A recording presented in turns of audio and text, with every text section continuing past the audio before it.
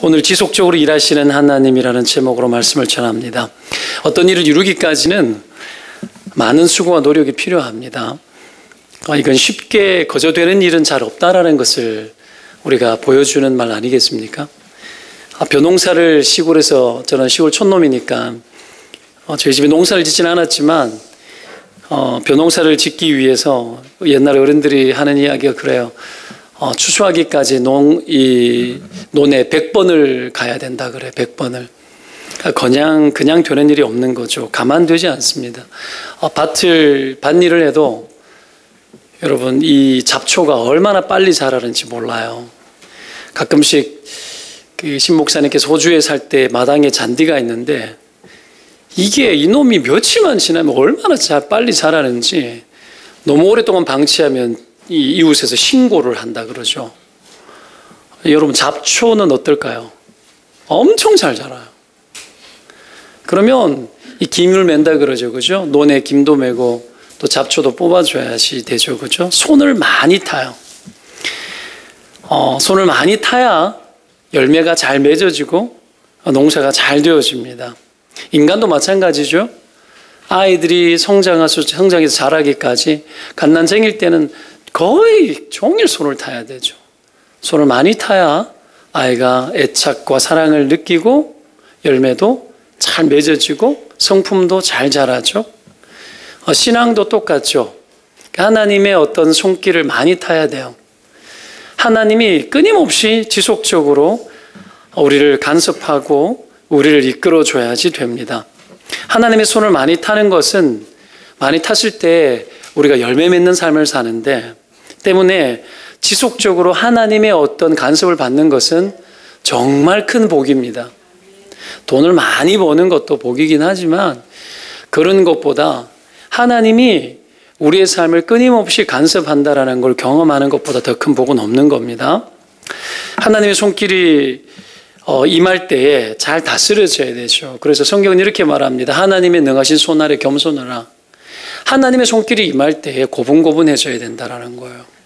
거기에서 하나님의 손대기를 원하는데 내 고집을 피면 절대로 여러분 하나님의 통치가 내 삶을 지배할 수가 없어요. 그래서 겸손하라고 이야기를 하는 겁니다. 잘 다루어져라. 그런데 여러분, 인간의 이 본성은 아시다시피 잘 안 되잖아요. 자꾸 하나님에게서 멀어지려고 하고 자기 성질대로 가려고 하죠. 고집 막 피죠. 그렇죠? 그래서 여러분, 이 죄도 많이 짓고 내가 원하는 대로 해볼 때까지 해보고 싶어하는 그런 마음들이 늘 내게 들어와요. 이게 여러분 세상의 모습이죠. 세상에. 그런데 하나님은 세상을 이처럼 사랑하셨잖아요. 이런 세상의 모습을 가지고 있는 우리도 사랑하셨고 지금도 그렇게 사랑하고 계십니다. 즐기도록 사랑합니다. 느헤미야의 큐티를 우리가 늘 지금 매일 성경으로 하고 있는데 9장에 보면 이번 주 우리가 셀 나눔할 본문에 보면 이스라엘의 어떤 모습을 기록을 하고 있습니다. 이스라엘이 가나안 땅에서 하나님의 큰 복을 받았고 그것을 즐겼다고 나와요. 큰 복을 즐겼습니다. 그런데 끊임없이 불순종하고 율법을 등지고 그렇게 살았어요. 하나님이 주신 복은 즐길 수 있어요. 하나님 복 주실 때 많이 즐기시기를 축원드립니다. 즐겨야 돼요. 근데 하나님을 잊어먹으면 안 돼요. 이스라엘은 잊어먹을 뿐 아니라 등을 돌리고 배신을 했거든요. 그래서 하나님이 취하신 조치가 하나 있습니다. 그게 뭘까요? 대적을 보내서 환난을 주셨어요. 사사시대도 그랬고 이스라엘의 모든 여정 속에 그랬습니다. 왜 그렇게 하는 거죠? 하나님을 다시 찾게 만들려고 그렇게 하는 거예요. 하나님의 손을 의존하고 살도록 만들기 위해서 그러는 거예요.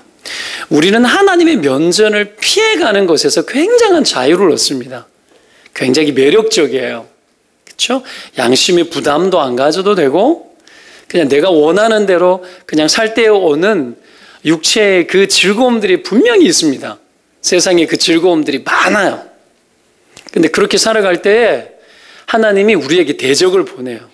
원수 마귀가 여러분 우리를 대적이라 여기면서 막 덤벼듭니다. 왜 하나님은 여러분 우리의 삶에 늘 부족한 것을 둘까요? 왜 이 세상에는 이렇게 재앙도 많고 어려움도 많은 걸까요? 좀 잘 편안하게 살고 싶은데 두 다리 쭉 뻗고 편안하게 살 날들이 왜 이리 없을까요? 막 미세먼지는 왜 이리 많을까요? 요즘 계속 눈이 가려워서 계속 눈을 비벼요. 이런 적이 없었어요. 너무 불편하거든요. 물론 그건 이 공예는 인간이 만든 것이지요. 근데 그런 어떤 세상에 우리가 살아가면서 하나님 해치울 수 있잖아요. 그렇죠? 물론 바람을 불게 해가지고 그냥 잠시 잠깐 좋은 맑은 고기 마시기도 하시죠. 근본적으로 확 그냥 새롭게 하면 좋을 텐데 안 하시잖아요. 왜 이렇게 부족하고 왜 이렇게 불편하게 내어두시는가? 이건 하나님이 이 세상 속에 계시지 않기 때문이 아닙니다. 많은 사람들이 하나님이 계시면 어떻게 세상이 이럴 수 있냐라고 불신자들이 말을 해요. 그러나 세상이 이런 것은 하나님이 계시지 않기 때문이 아니라 하나님이 계시기 때문에 이런 거예요. 하나님이 계시기 때문에 인간들이 그 죄들과 온갖 인간의 험악한 한계 속에 하나님이 작전을 펼치시고 이 세상을 다루어 나가는 방식들을 멈추지 않고 있는 증거들이 여러분 부족함을 여전히 남겨놓게 하는 이유가 되었죠. 하나님이 계시기 때문에 그런 거예요. 하나님은 여러분 보십시오. 왜 그렇게 결국은 하는 겁니까? 우리가 하나님을 끊임없이 찾도록 하기 위해서 그렇게 하는 거예요. 하나님은 그래서 우리가 엄청난 결과를 얻고 한평생을 하나님을 찾지 않아도 될 만큼 정말 잘 살도록 하지 않으셨어요. 미안하게도 혹 너무 넉넉하고 모든 것이 너무 넘쳐서 평생 펑펑 쓰고 매일처럼 살아도 여러분 그래도 나의 부요함이 전혀 표시나지 않을 만큼 재산이 막 사라지지 않을 만큼 너무 많아. 그렇게 되더라도 그렇게 살지라도 결코 그 영혼이 참된 만족이 되도록 우리를 그렇게 지으시지 않으셨어요. 애초부터 창조를 그렇게 하지 않으셨어요. 때문에 여러분 인생을 잘 산다라는 것, 행복하게 산다라는 것은 하나님의 손길을 의존하는 것에 의해서 결정되는 겁니다. 그 어떤 여러분 우리가 꿈꾸고 있는 부요함과 넘치는 부요함이 우리 영혼의 만족까지 주지는 않습니다, 여러분. 불가능합니다. 그래도 아니고 싶죠. 뭐 빌 게이츠처럼 저도 좀 살아보고 싶어요. 부족한 것이 하나도 없이 그렇게 살아보면 얼마나 좋을까요? 싶은데 별로 원하지 않습니다. 오늘 성경에 나오는 아브라함과 사라, 애초부터 그들이 해야 될 일이 무엇이었습니까? 하나님의 손길을 의지하고 사는 거였죠. 여러분, 아브라함은 온 세상의 대표자가 되는 인간의 단면을 가진 사람이에요. 아브라함, 별나지 않아요. 그도 이 세상에 존재하는 허다하고 흔해 빠진 사람의 한 사람이에요. 그가 특별함이 없습니다. 오히려 여러분 더 많은 문제를 가지고 있었죠. 모든 인간들이 다 그렇듯이 해결할 수 없는 문제를 이 아브라함도 가지고 있었습니다. 애초부터 그들은 하나님이 그들을 찾아가셨을 때에 아브라함과 사라는 무림 가족이었습니다. 이 시대는 아이를 낳지 않는 분들도 많죠. 그렇지만 수천 년 전 아브라함 시대 때는 이거는 신에게서 저주받은 증거였습니다. 저주받은 증거. 게다가 부르실 때 일찍 부르면 좋은데 늙어가지고 완전히 여러분 소망조차 없이 그때 부르잖아요. 오늘 성경의 표현도 나오지만 아예 부를 때에 사라의 생리가 끊어졌을 때 불렀어요. 무엇이 이런 일이 다 있죠? 좀 될 뻔직할 때 부르시면 좋은데 왜 그렇게 하죠? 하나님의 손길과 개입 속에 들어가도록 하기 위해서 애초부터 그렇게 불러요. 하나님은 여러분 그런데 보십시오. 우리가 봐야 될 것은 우리는 막 빨리 불렀으면 좋겠는데 하나님 하나도 안 급해요. 절대로 급한 분은 아닙니다. 아브라함이 잘할 때도 있었지만 실수하고 문제가 부족함 투성이인 것을 하나님 너무 잘 아셨잖아요. 그렇죠? 그런데도 급하지 않아요. 그런 그를 막 빨리 어떻게 해서 어떻게 하려고 하지 느긋하십니다. 서두르지 않아요. 하나님은 인간이 아무리 부족해도 자신이 있어요. 믿으면 아멘입니다. 인간이 아무리 부족해도 아무리 한계에 있어도 하나님은 당신의 뜻 안에서 우리를 이끌어가는 일에 자신이 있어요. 그래서 서두르지 않는 겁니다. 부족한 아브라함도 하나님의 손길을 많이 경험하면 더딜지라도 반드시 바뀐다라는 걸 하나님 너무 잘 알아요. 아브라함이 실수에 하나님 10수년간 침묵을 지키잖아요. 하나님은 그래도 아브라함에게 영원토록 침묵하지는 않았지 않습니까? 침묵을 깨고 어느 날 아브라함 인생 가운데 찾아와요.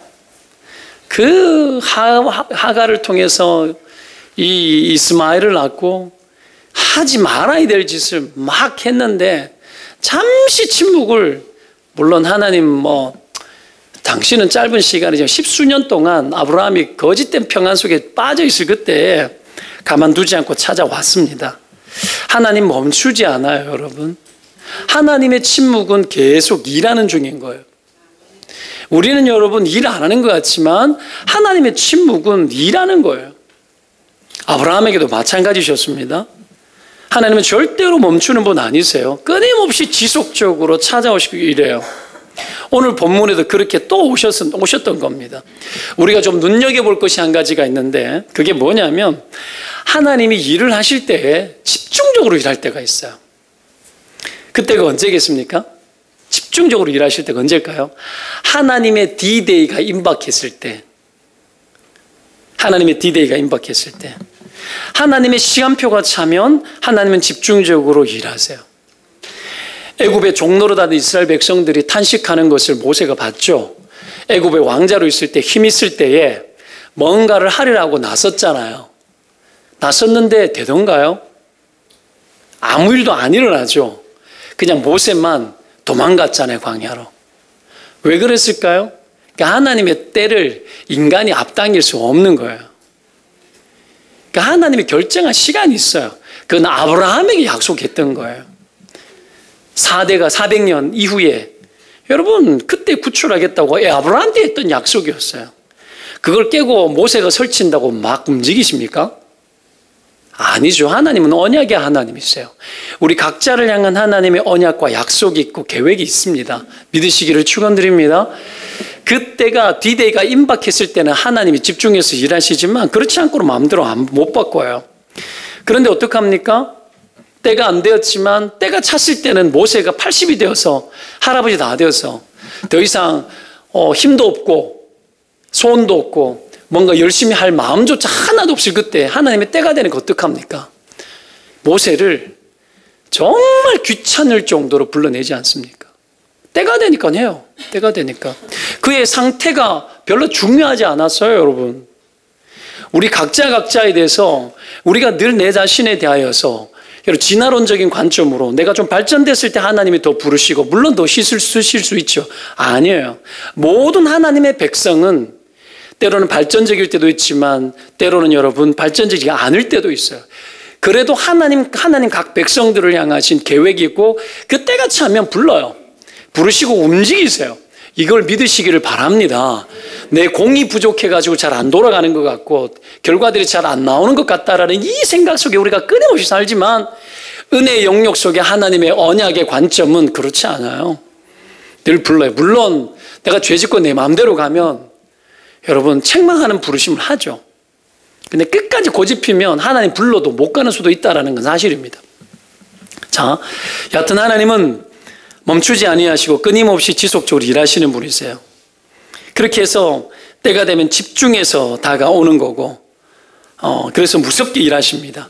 갈라디아 4장 4절에 보면 예수님에 대해서 말씀하시면서 이렇게 말합니다. 때가 참에 하나님이 그 아들을 보내사 여자에게서 나게 하시고 때가 되면 하나님 그 일들을 엄청나게 하시는 거죠. 사람마다 이런 때가 있습니다. 이런 때가 되면 여러분 무슨 짓을 하다가도 우리는 하나님의 때에 우리의 발걸음 맞춰야 됩니다. 하나님 무섭게 일하실 때에 그렇게 들어가셔야 되는 거죠. 오늘 본문도 보십시오. 때가 되니까 하나님이 지속적으로 일하시고 집중적으로 일한다라는 것을 보여주지 않습니까? 아브라함이든 누구든지 반응해야 돼요. 하나님 일할 때. 여러분이 아브라함 아니어도 괜찮아요. 근데 하나님 일할 때 반응해야 됩니다. 하나님 특별히 집중해서 일할 때 여러분 무섭게 반응해야 되는 거예요.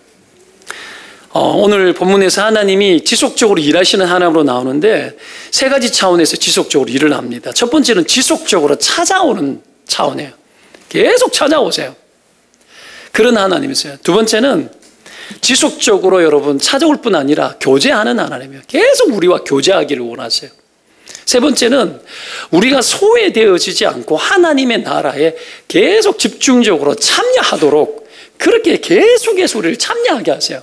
그렇게 일합니다. 이건 여러분 아브라함도 마찬가지고 우리에게도 그렇게 전형적으로 그렇게 일하시기를 원하세요. 하나하나 몇 가지 이 교훈들을 살피도록 할 텐데요. 첫 번째가 그겁니다. 하나님은 어떻게 해요? 다시 찾아오시는 하나님이세요. 왜요? 지속적으로 일하는 것을 보여주기 위해서 지속적으로 찾아오십니다. 창세기 17장 22절 우리가 지난주 봤던 본문인데요. 17장 22절 한번 읽어보겠습니다. 22절 하나님이 읽어봅니다. 시작. 하나님이 아브라함과 말씀을 마치시고 그를 떠나 올라가셨더라. 자, 올라가셨죠? 그리고 그날에 떠나가신 날에 집안 식구 다 할례시켰어요.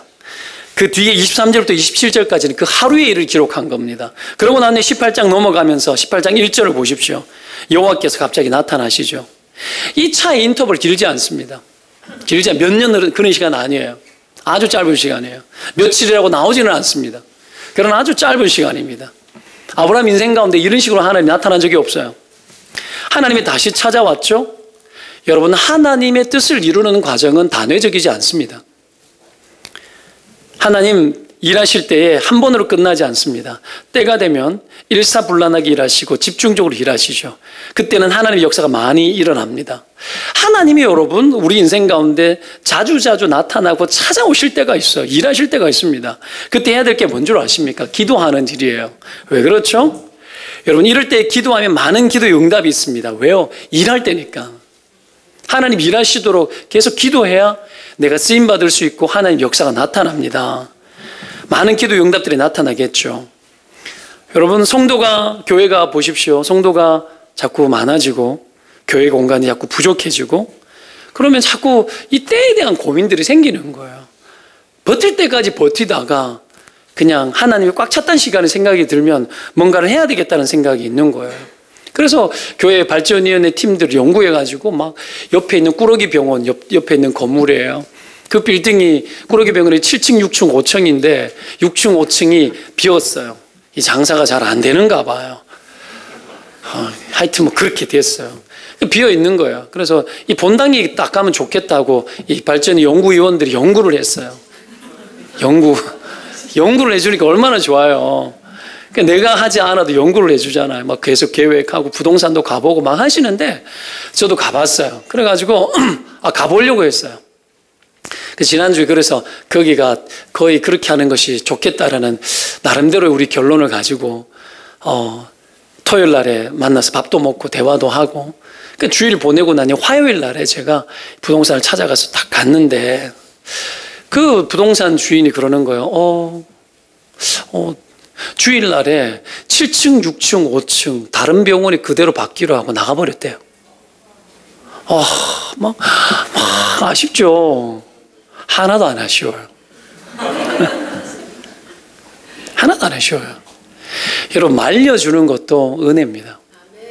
인간이 여러분 헛짓 많이 하거든요. 적어도 하나님이 거기는 안 가도 된다라는 걸 가르쳐 준 거잖아요. 그것도 막 기도하고 있는 중에 하나님 응답한 거예요. 막 다른 사람이 들어오려고 합니다. 목사님 가만 계시면 안 된다고. 그럼 부동산에 막 붙여가지고 그래야 되는가 보다 막 내 마음이 흔들려가지고 그래 갑시다 하고 목사가 그랬으면 좋겠습니까? 그거 아닌 거지. 나하고 안 맞아. 그러니까 하나님 지금까지 신실하게 일하셨던 하나님이 저에게 그런 식으로 일하지 않으셨어요. 선명하게 그렇게 일하셨거든요. 여러분 그렇게 하니까 너무 편한 거예요. 와, 하나님 개입하고 간섭하는 것이 더 좋습니다. 우리가 원하는 대로 가는 것보다 하나님이 간섭 한번 하는 게 100번, 1000번 좋습니다. 그게 훨씬 나아요. 여러분 그 하나님 경험하시기를 축원드립니다. 그 하나님 개입하는 거죠. 찾아오시는 거예요. 간섭하시는 거예요. 기도할 때 응답이 많은 겁니다. 그건 안 됐지만 그 건물의 2층에 주짓수 2달 전에 생겼습니다. 그것이 딱 들어올 때 눈여겨봤어요. 지금 왠지 울 것 같았어요. 바디업 나가버리고 난 이후에 중등부 청소년 아이들이 예배드릴 곳이 없어가지고 시간을 바꿔가지고 예배드리고 있었는데 초등부 아이들, 사역자들도 그렇고 팀장도 그렇고 교사들 너무 열심히 하셔가지고 여러분들도 보내주셔가지고 아이들이 너무 많이 오는 거예요. 너무 많이 와가지고 그 공간도 패기 있게 얻어가지고 탁 가서 그때는 넓었는데 막 우리의 예배 그 스타일이 춤을 추고 뛰고 막 게임하면서 이렇게 예배하거든요. 몸이 부딪히고 지지난주인가는 애들끼리 머리를 박았대요. 박이 다 깨지는 거예요 지금. 이대로 두면 안 되잖아요. 목사 마음이 그렇잖아요. 그걸 두고 어떻게 가만히 있을 수 있어요. 그 예배 컨셉 바꿔 조용히 예배 드리자. 그거는 상당히 퇴보적인 거죠. 더 잘 뛰도록 만들어줘야지. 그 주짓수를 딱 지켜봤다가 30만 원에 딱 2층을 얻으려 했어요. 2층 얻으면 월세하고 들어가면 한 200만 원 들어가고 인테리어비 이리저리 안 들어가도 2천만 원 들어갈 거고. 근데 어떡합니까? 30만 원에 하나님, 은혜로운 하나님 굉장히 똑똑하신 분이세요. 용기 있게 가게 하고 가가지고 전화 딱 했는데 막 흥분하면서 이번 주부터 쉬시겠냐고. 깜짝 놀랐어요. 내보다 믿음이 더 좋아요. 깜짝 놀랐어요. 막 긴장하고 전화했는데 감사하잖아요. 그런 것들이 일하는 거예요. 하나님 일하는 거예요. 사람 마음 움직이기 쉽나요? 여러분 보십시오. 여러분 돈 30만 원 준다고 좋습니다. 사람들이 막 그렇게 할 것 같죠? 안 그래요. 안 그래요. 사람의 마음을 움직이는 것은 때로는 1억 1,000만 금을 줘도 안 될 때가 있습니다. 뭐 그렇게 일하시는 거죠. 너무 감사하잖아요. 그럼 애들이 그걸 쫙 가는 거예요. 그럼 유치부 지난주 35명 와가지고 거기도 박 터져요. 저 좁은 공간에 교사 테이블 깔면 활동을 못해요. 걔들 밑으로 내려가고 청소년분 아이들 자리가 없잖아요. 그 옆방에 집어넣어주고 딱 탁탁 들어가는 거예요. 그럼 여기는 어떻게 할 거냐? 또 작전이 있어요. 기도하면서 지금 하나님께 컨펌을 받고 있는 중이에요. 컨펌 되면 또 말씀드릴게요. 뭐 하는 거죠. 멀리 안 갑니다.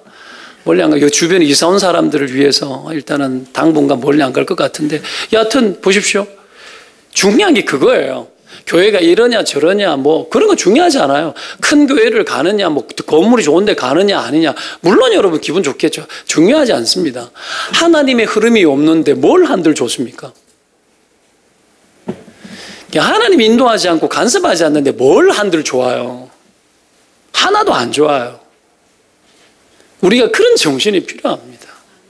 주님이면 충분하고 하나님이 인도하시는 대로 가고 하나님이 마음 주시는 대로 가면 그걸로 족하다는 마음이죠. 이게 필요한 거죠.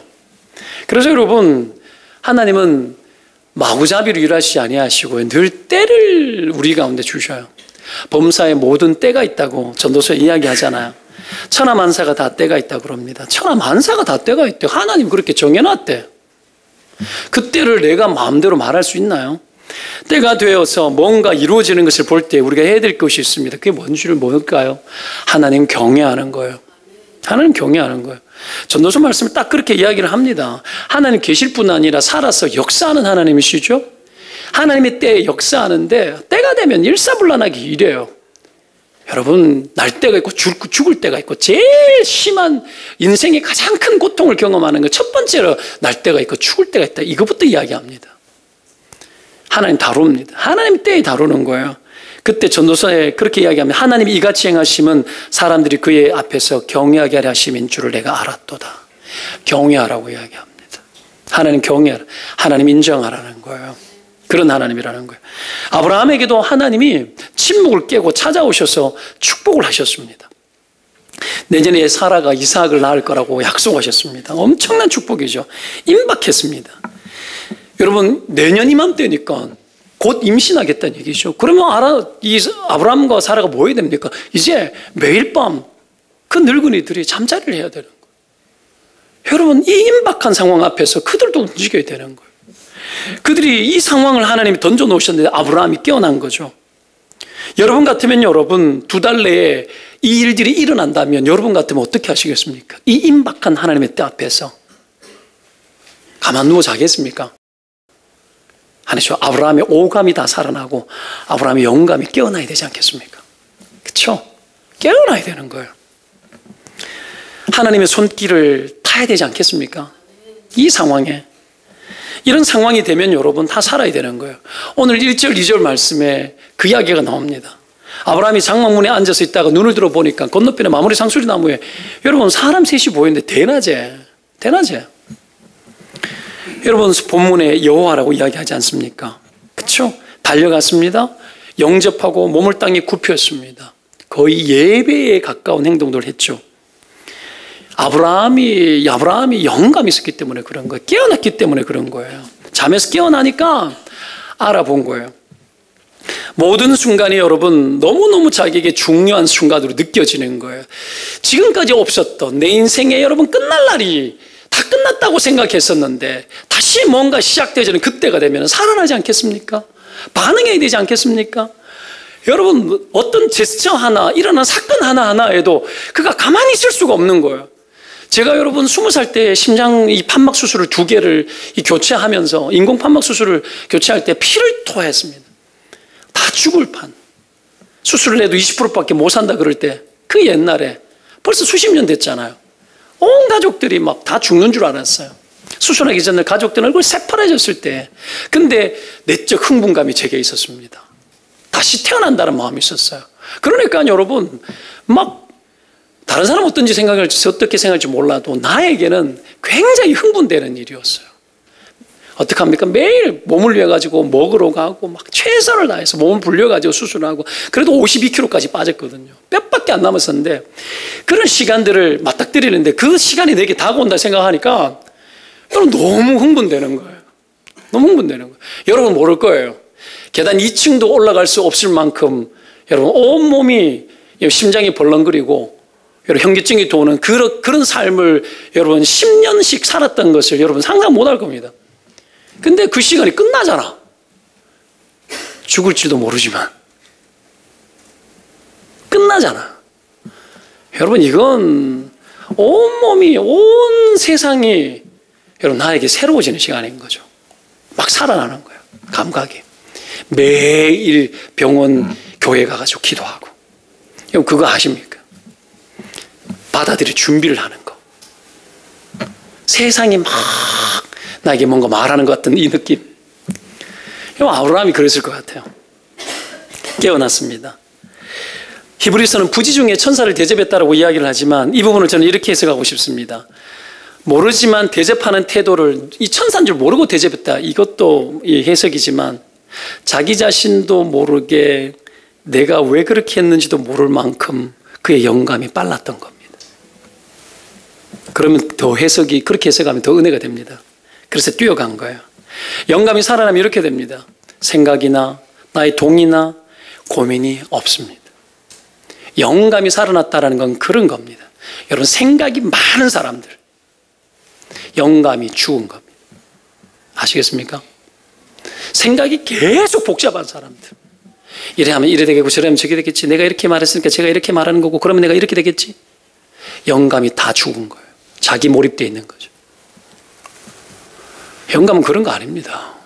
단순해지고 어떤 상황 앞에서 빨라집니다. 여러분 우리가 영감으로 살아야지 우리가 가지고 있는 이 복잡한 생각으로 인생을 잘 살 수 있다는 생각 내려놔야 합니다. 아브라함이 깨어났을 때 그는 여러분 신속하게 하나님 앞에 달려갔습니다. 본능에 가깝도록 움직였습니다.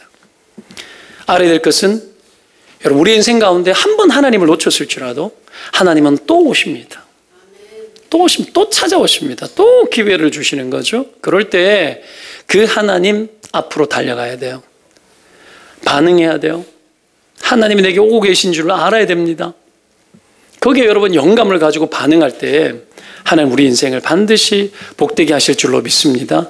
우리가 어떤 형편에 어떤 처지에 있든지 간에 찾아와요. 내가 성숙해 있을 때가 아니에요. 착각하지 마십시오. 내가 그랬잖아요. 옛날에 막 대학 다닐 때 술이 취해가지고 있을 때가 있었어요. 그럼 이상하게 그때만 되면은 신학 가야 되는데 생각이 떠올랐다고.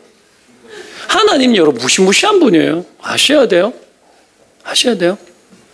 무시무시해요. 말도 안 되는 일들이 일어나는 거예요. 하나님 그런 분이에요. 우리의 처지 형편, 내가 이 정도 되니까 뭘 하고, 그런 식의 사고방식이 여러분 우리를 굉장히 괴롭힙니다. 그게 아니라 내가 이런 때에도 하나님 찾아오기 때문에 오히려 뭘 어떻게 해야 됩니까? 하나님 이런 나에게 찾아와 달라고 해야 되는 거예요. 할렐루야. 그거죠 여러분. 내가 이래가지고 뭘 쓰겠나? 나는 어차피 안 됐다. 나는 잡사다. 교회 가가지고는 집사지만 나는 직장생활을 하면 잡사다. 숨어서 술 마시고 담배도 못 끊고 있고, 나는 11조도 안 하는 잡사고, 해도 뒤돌아서면 나는 엉뚱한 놈이니까 나는 잡사고 애초부터 안 된다. 그 생각 버려야 돼요. 내가 이 모양이지만 그러니 하나님 찾아와 주십시오. 이것이 여러분 하나님이 지속적으로 나를 찾아오는 하나님을 인정하는 거예요. 인정하는 자에게 인정하는 대로 역사하는 하나님 믿으시기를 축원드립니다. 하나님 믿는 대로 역사하는 거예요. 그런 하나님 보고 싶다면 그렇게 고백하면 찾아옵니다. 하나님. 할렐루야. 예, 그렇게 일하시고, 두 번째, 하나님 지속적으로 찾아올 뿐만이 아니라 지속적으로 교제하기를 원하시는 하나님. 교제하시기를 원하시는 하나님. 3, 4절을 보면 아브라함이 내 주여 내가 주께 은혜를 입어사오면 원하건대 종을 떠나가지 마시고 지나가지 마시고 물을 조금 가져오게 하사 당신들의 발을 씻으시고 나무 아래에서 쉬십시오. 내가 떡을 좀 가져오리니 당신의 마음을 상쾌하게 하신 후에 지나가소서. 당신들이 종에게 오셨음이니이다. 자, 아브라함은 하나님이 그냥 왔다가 그냥 지나가는 하나님은 아니라는 걸 알았어요. 하나님 우리에게 오실 때에 그냥 지나가지 않습니다. 뭐라도 주고 가십니다. 여러분 아브라함은 자기 자신이 그렇게 청할 때 하나님은 자기의 부탁을 들어줄 줄 알았어요. 이건 아브라함이 하나님은 자기 자신과 교제할 수 있는 분이라고 그렇게 여겼던 거예요. 하나님 또한 아브라함에게 오셔서 교제하기를 원하셨던 겁니다. 나아가 아브라함은 여러분 지나가소서라고 표현을 했지만 나에게 오셨음이니이다 라고 하지 않습니까? 그 하나님이 내게 온 거라고 그는 믿었어요. 왜? 나는 하나님의 언약 백성이니까 하나님 내게 다시 왔다고 믿었던 겁니다. 그래서 여러분 극진히 대접하지 않습니까? 인간의 몸으로 오신 하나님이에요. 이 사람들 3명이라고 나오는데 성부, 성자, 성령 하나님이라고도 말해요. 그리고 한 분은 하나님이고 천사가 둘이 같이 왔을 거라고도 말해요. 인간의 몸을 입고. 무시 이런 일이 있느냐? 무시 이런 일이 있었어요. 자, 그런데 보십시오. 아브라함의 인생 가운데 이토록 애절하게 아브라함이 살았던 적이 있었습니까? 여러분 지난 수십 년 세월 동안에 오늘 이 아브라함이 하나님을 향한 것처럼 향해 본 적이 있습니까? 아브라함이 주님의 부르심을 입고 24년이 지났습니다. 24년이 지난 이 시점에서 하나님 앞에 이렇게 영감 있게 반응을 한 겁니다. 아브라함도 오늘 하고 싶은 것이 무엇이었습니까? 그 하나님 놓치기 싫은 마음, 그 하나님과 교제하고 싶은 마음, 그 마음이었습니다. 여러분 하나님의 손길을 경험하기를 원하는 자가 해야 될 것은 언제나 하나님과 교제하고 싶어하는 마음이 필요합니다. 하나님의 뜻이 이루어지기를 원하는 자들마다 해야 될 것은 하나님과 교제에 집중하는 겁니다. 아브라함의 이 소원에 하나님은 내 원하는 대로 내 말대로 그리 하라고 이야기합니다. 하나님도 보십시오. 하나님은 우리가 교제하기를 원할 때 반드시 허락합니다. 다른 건 노할지 몰라도 교제하기를 원하는 것은 반드시 예스합니다. 모세가 여러분 장막에 나아가서 회막에 나아가서 하나님과 교제했을 때에 친구처럼 대화했다고 나와요. 여러분 모세의 시종 여호수아가 그를 따라가지 않습니까? 그때 모세는 돌아와도 여호수아는 안 따라와요. 거기서 뭐 했습니까? 하나님과 교제해요. 모세가 말리지 않습니다. 누가 하나님과 나 사이의 교제를 말립니까? 누가 허락을 해줍니까? 하나님과 우리 사이의 교제는 그것도 누구도 말릴 수 없고 하나님은 그 교제를 원하는 자들마다 반드시 허락해 주십니다. 만나주시는 분이십니다. 할렐루야. 아브라함이 이런 마음을 어떻게 표현하느냐 하면 하나님을 극진히 환대하는 것으로 표현합니다. 육절에 급히 장막으로 가서 가루 3스아를 가지고 사라에게 떡 만들래요. 한 스아가 11리터입니다. 여러분, 이게 36리터야.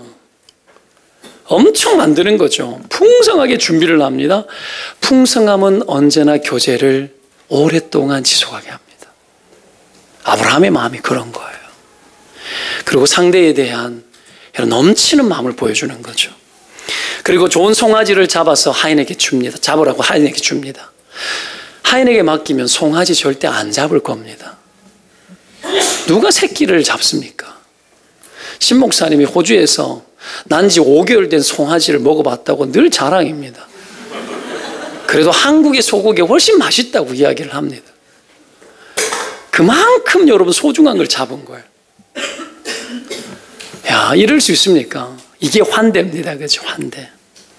헌신을 보여주고 희생을 보여줘요.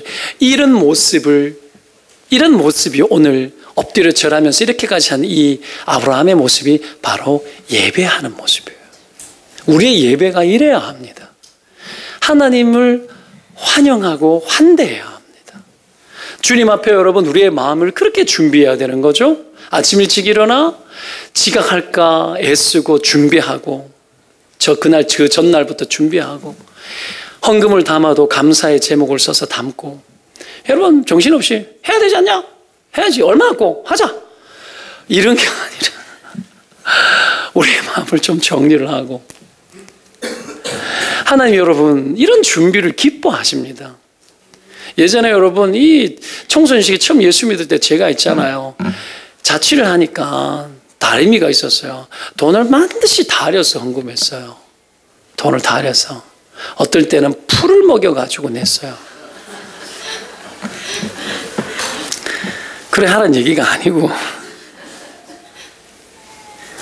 헌금을 입금을 하면 이렇게 입금이 잘 안 돼요. 돈이 하도 많이 구겨져가지고 이게 많이 달라진 거죠. 그런 돈이라도 많이 하면 좋아요. 하면 좋죠. 우리가 여러분 그만큼 헌신적이 된다는 얘기를 하는 거예요. 하나님과 교제하고 싶어하는 마음, 하나님을 환대하는 그 마음이 준비될수록 하나님과의 교제가 깊어지고 길어집니다. 맞습니다, 이건요. 어저께 연정 원사님 아들인 가수 윤딴딴이 결혼식에 교인 대표 몇 명이 갔어요. 뭐 신목사님도 가서 우리가 가가지고 축하해주러 갔었습니다. 탤런트 최시라 그리고 김태욱이가 왔다는 얘기가 아니고 걔들이 운영하는 라움이라는 아주 근사한 그 예식장에 가서 리셉션이 미리 있고 막 갔는데 막 과일이 있고 마실 수 있는 음료도 준비돼서 막 이렇게 마시면서 대화하면서 뭐 그런 결혼식이 잘 없잖아요. 미어 터지고 막 빨리 마치고 오는 게 결혼식의 목표잖아요, 우리는. 그죠? 그렇죠. 맨날 음식이 똑같고 그런 결혼식 아래층 위층 다 빌려가지고 예식을 정말 은혜스럽게 하고 너무 좋았어요. 아버지가 기도해주고 아버지가 성원을 선포하고 그 병든 몸 항암 중에 머리 다 빠져서 걷기도 힘든데 휠체어를 끌고 오셔가지고 그렇게 한 거예요. 감동적이죠. 그리고 여러분 밑에서 파티를 하는데 여러분은 이 뭐예요? 이 스테이크 코스 요리로 그 한 10만 원 넘겠죠? 그렇죠? 그걸 이렇게 먹은 거예요. 부조보다 더 많이 대접받은 환대. 얼마나 좋아요. 그걸 먹는데 예식장 가면은 막 뜨러 다녀야 되잖아요, 뷔페. 어깨 부딪히고 막 줄 서야 되고 막 그런데 안 그래요. 수십 명이 동시에 탁 나와서 탁 서빙을 해주고 막 잔도 많고 칼도 많고 아시죠? 한 10개쯤 된 것 같아요. 칼, 나이프하고 뭐 이렇게 전부가. 얼마나 좋아요. 너무 근사하고 맛도 좋고. 그러니까 옆에 사람 대화도 좋고 교제가 어떻게 돼? 풍성해져. 대화가 좋아져. 몇 시간을 하는데 안주로 한 거 있죠. 여러분 식사 파티를 하는데 여러분 10cm 알아요?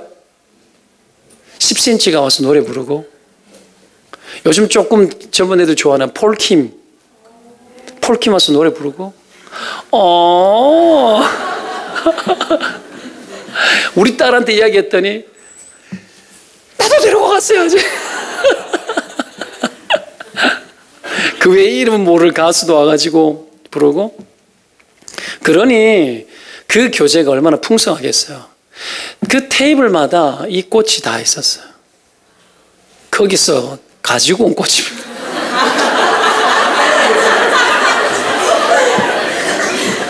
그걸 훔쳐왔냐고 속으로 생각하는데 그게 아니고 꽃값만 해도 한 1,000만 원 되겠더라고요. 플로리스트가 와가지고 다 꽃을 디자인해서 놔두고 나갈 때 테이블에 앉았던 사람들이 꽃을 가지고 뽑아오면 그걸 꽃다발로 다 만들어줬어요. 근데 우리는 통째로 뽑아서 여기다가 땅을 고개 숙인 놈들은 어제 저녁에 내가 빼가지고 꽃꽂이를 새로 했어요. 제가 이거 그래서 조금 못난 거예요. 이거 지금 꽃향기가 나죠. 좋은 사람들 있죠. 좋은 노래가 있죠. 풍성한 음식이 있죠. 여러분 그 교제가 깊어지고 좋아지는 거예요. 지루하지 않는 거예요. 우리가 하나님과의 만남이 이런 겁니다. 우리가 하나님을 만날 때 그 교제가 여러분 풍성한 이유는, 깊어지는 이유는 뭘까요? 여러분 풍성한 환대의 마음, 하나님을 환영하는 마음, 주님을 만나는 것에 큰 기쁨을 가지고 기다리고 준비하는 마음, 그것이 예배를 예배답게 하고 우리를 깊어지게 합니다. 그럼 하나님 그렇게 우리와 교제하기를 원하세요. 아브라함이 그렇게 하기를 원했던 겁니다. 이것을 여러분에게 헌신을 강요하기 위해서 하는 소리가 절대로 아닙니다. 여러분 이것은 우리의 영혼의 유익이 있고 하나님과 우리 사이에 하나님의 거룩한 뜻을 펼치기 위해서 반드시 하나님이 선제되어져야지만 되는 것으로 우리 가운데 허락하는 것들입니다. 그게 하나님과의 교제입니다. 늘 환대의 마음. 우리가 여러분 아브라함이 흥분과 감격 속에서 이렇게 했는데 이런 적이 없었어요. 하나님이 이런 아브라함을 여러분 만나주시고 그런 아브라함을 깊이 여러분 교제해 주시는 거죠. 이런 예배가 필요합니다. 여러분 연애할 때 흥분과 감격이 있었습니까? 여러분 이성을 막 잃어버리지 않습니까? 그죠? 사랑에 빠졌기 때문에. 그래서 막 환대하고 싶어요. 잘해주고 싶어요. 연애 기간을 조금 넘어가면 그때부터는 막 싸우기 시작하지만 여러분 연애 때 그 감정 왜 그럴까요? 사랑에 빠졌으니까. 그래서 거룩한 허비도 막 하는 거예요. 낭비를 막 하는 거예요. 이성을 잃고 사랑에 빠져서. 하나님의 은혜를 잊거나 하나님의 은혜를 사모하는 자도 마찬가지예요. 이성적으로 가지 않아요. 이성을 잃어버려요. 그래서 여러분 이 마리아가 옥합을 깨뜨리는 거예요. 이성을 잃는 거죠. 여러분 송아지를 막 잡아버리는 거예요.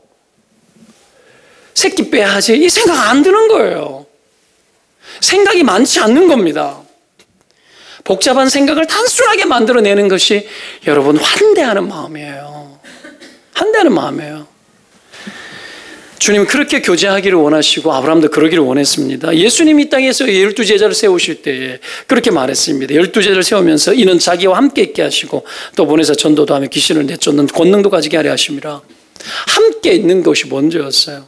주님은 함께 먼저 교제하기를 원하셨어요. 그래서 3년 동안 계속 같이 다닌 거예요. 깊이 교제하시기 위해서. 하나님 그렇게 우리와 지속적으로 교제하기를 원하시는 하나님이라는 걸 믿으시기를 축원드립니다.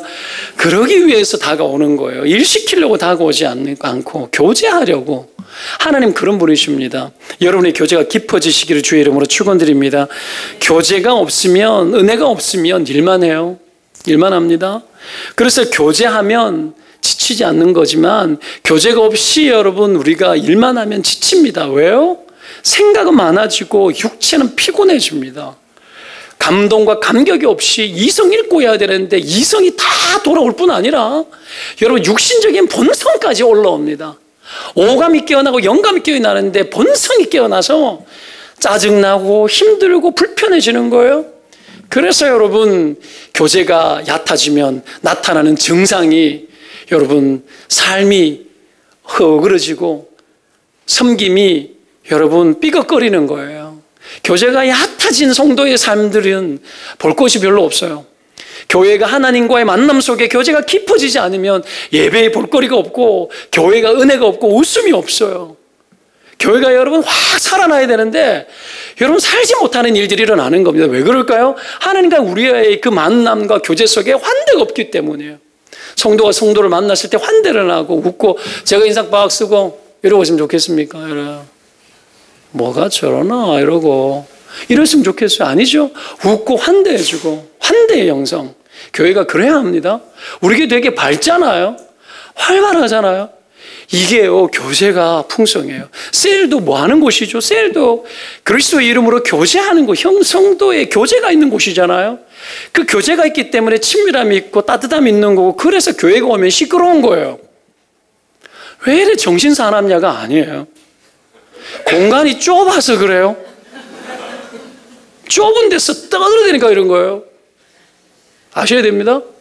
굉장히 좋은 여러분 가능성을 가지고 있는 교회입니다. 여러분들이 이루시는 일들이죠.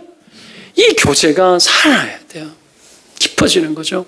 하나님과의 교제가 깊어져야 되는 거고 은혜를 나누는 성도의 교제가 깊어져야 됩니다. 하나님은 그 교제를 통해서 우리 인생의 길을 여십니다.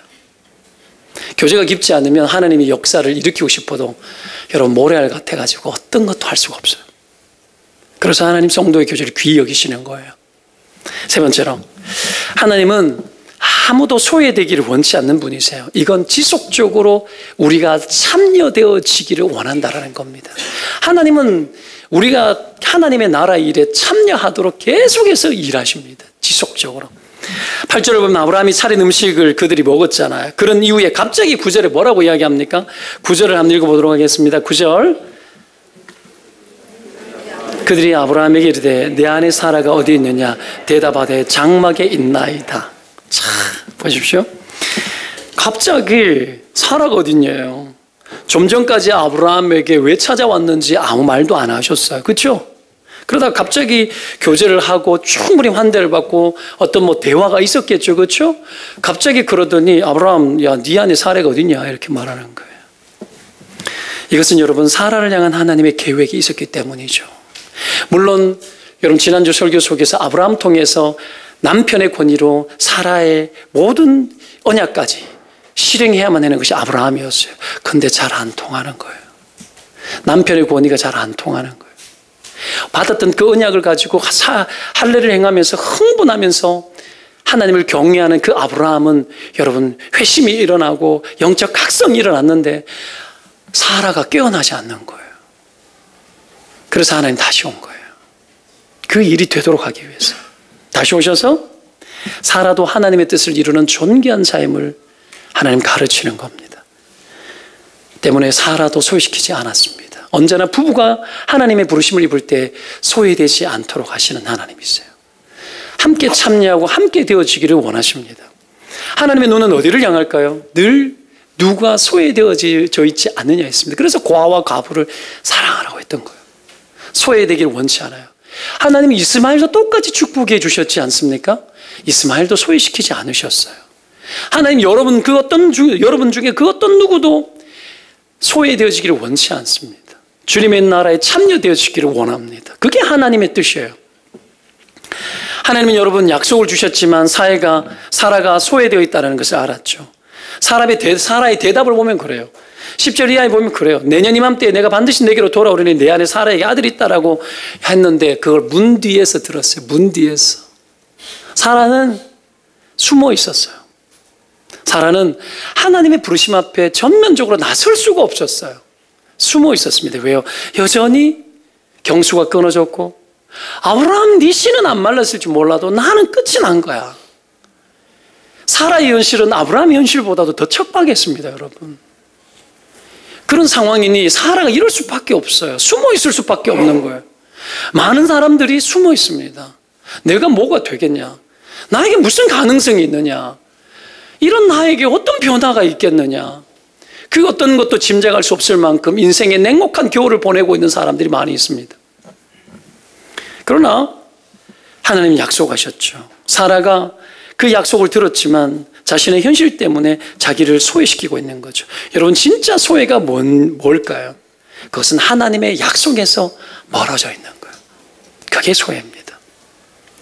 여전히 사라도 자기 자신의 현실에 몰입되어져 있었습니다. 하나님이 이런 사라의 현실을 너무 잘 아시고 사라는 여러분 웃지 않는 척 속으로 웃었습니다. 어떤지 다 아셔요. 사라가 믿음에서 소외되어진 것을 너무 잘 아시고, 여러분 아닌 척했지만 다 아세요.